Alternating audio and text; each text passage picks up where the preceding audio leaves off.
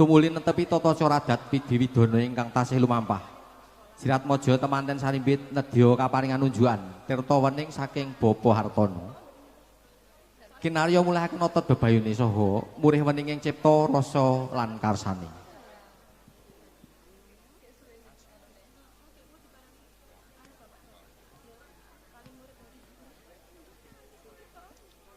Hambiwado pangging temanten sarimbit ngumandang ketawang wajib. Gendo gedhe embane gongso kodhok ngorek manembromo kadang sinularas.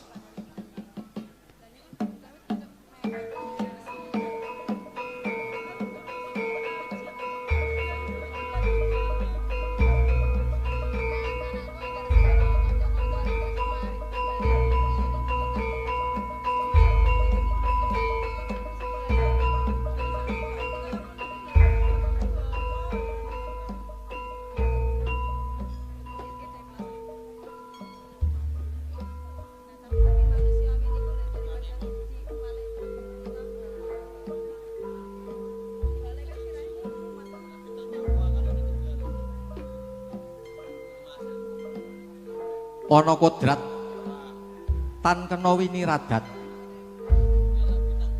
jangka jangkaning jagat saking panguwasing Gusti kang murbengrat. Bebasan kridaning ati tan bisa bedah makutaning pesti. Budidayaning manungsa tan bisa ngungkuli garis ingkang maha kawasa. Siji pesti loro jodoh, telu wektu papat pangkat lima donya. Mongko kodrating Gusti kang maha kawasa wahyu jodoh sejati. Yekti wis kaparingaken dumateng Bagus Muhammad Iqbal. Kalian Diahayu Tiara Cahya Yunindra kang wis winengku ing Jatukrama.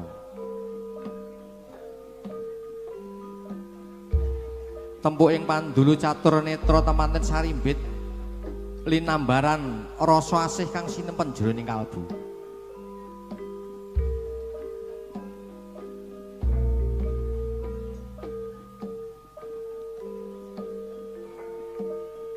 Mahananing genyo arsa lelumban wonten madyaning bebrayan agung mugi kaparingan kasampurnaning bebrayan.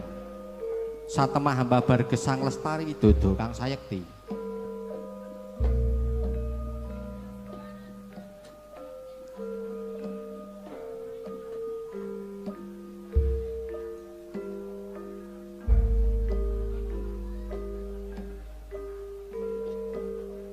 Sirat Maja temanten sarimbit kaunjukan tirta wening dening Rama Dalaibu.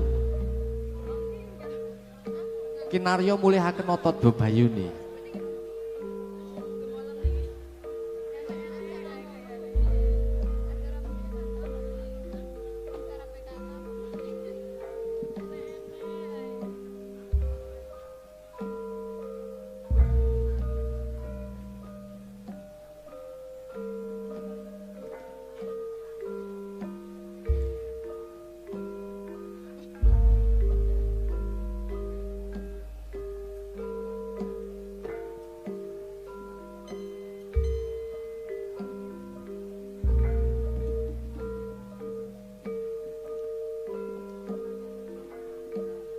Tumuli lenggahan jengkung Ranupada temanten putri atur sembah sungkem ring guru lagi. Jangkep kaping 3. Pratelakaken bilih temanten putri tansah ngabekti setya tuhu marang Kang Garwa. Suthik tumindak kanistan sisip sasar sanjawining rangkah piwulang agami.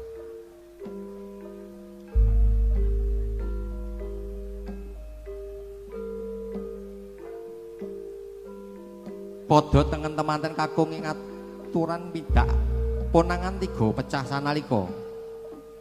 Manunggaling wiji dadi jenar lan petak kadya manunggaling katresnan temanten kekalih. Mugia nyawadana enggal pinaringan amanah saking Gusti kang maha kawasa. Momongan jalu tanapi wanita minangka gantilaning asmara. Hamiji iyampian Kang Garwa kanthi tirta panglukat. Cinampuran sekar triwarna mungguing bokor kencana. Kinarya mberat sadaya sukertaning jagat bebrayanira sang kinarya temanten sarimbit kalih sing rubeda manggya wahyu kamulyan kang langgeng tanpa wangenan.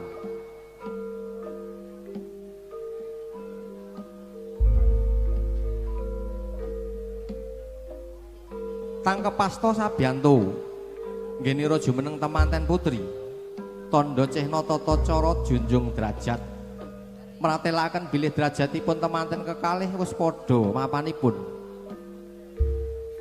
mangun bali wisma sesandingan ati lan bebudene datan bedak-bedakake no jejibane soang-soang.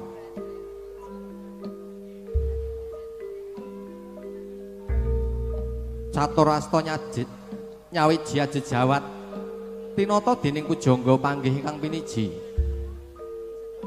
kinarya paseksen tinangsulan patembayaning katresnan suci temanten kakalih sabaya mukti sabaya mulya nggenya arsaniti baitaning gesang lelumban wonten madyaning bebrayan agung.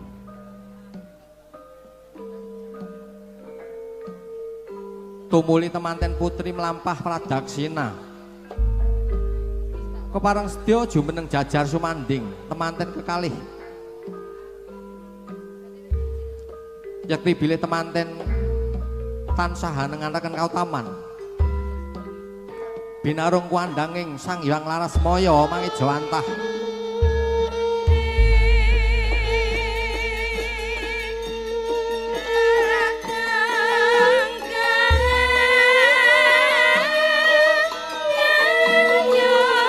leng-lenging griya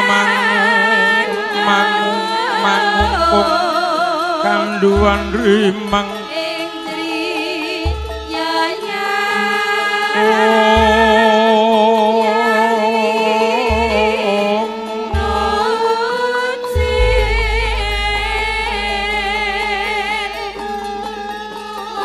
sindur isina yen nganti mundur maju rahayu kang tinemu widodo niskala kang manggih rubeda tumuli kaboyong dening Rama lumaksana tilar sasana panggih tumuju wonten madyaning sasana pawaning lajeng kene rumaksana upami jejering nata dya kakanthi manggih indak-indakane sing inggil wonten salebeting sasana bali winangun.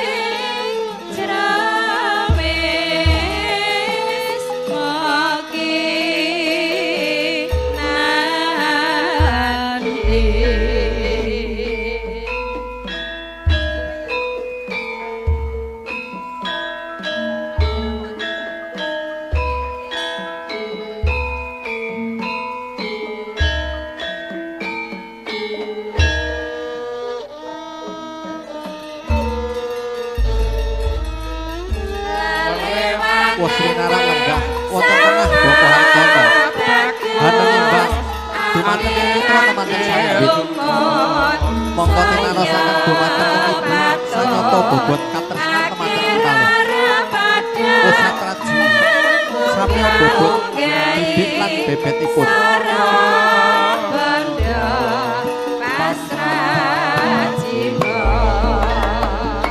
wis bune Kulo dina iki ora ana jenenge anak mantu. Kabeh kadaku putra pribadi. Awit kabeh wis padha bobote. Ora ana bedane, Bu. Sendika dawuh Bapak.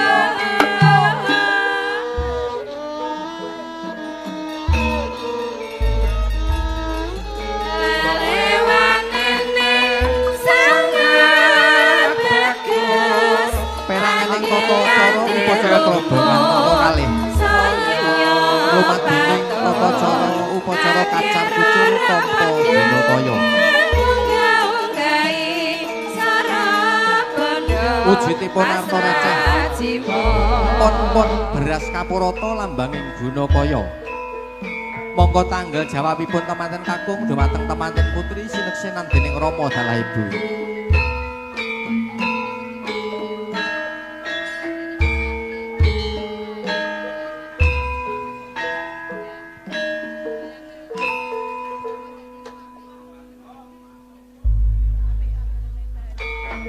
dedep tidem prabawaning ratri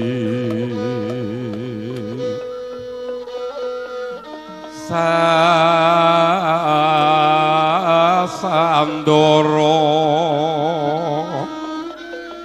wis manjrek kawuryan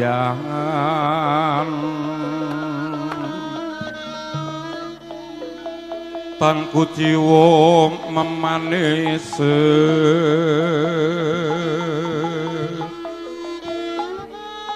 manggap sri nateng dalu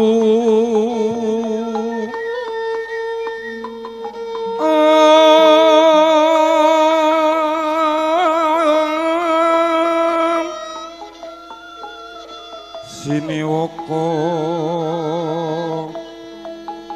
sang ya prodase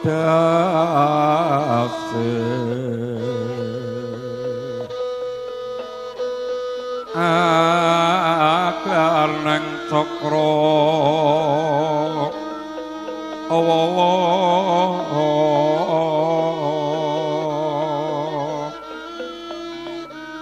wenu lat ngelango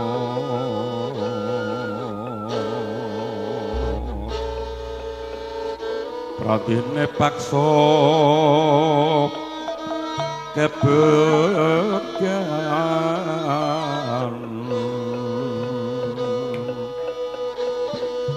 oh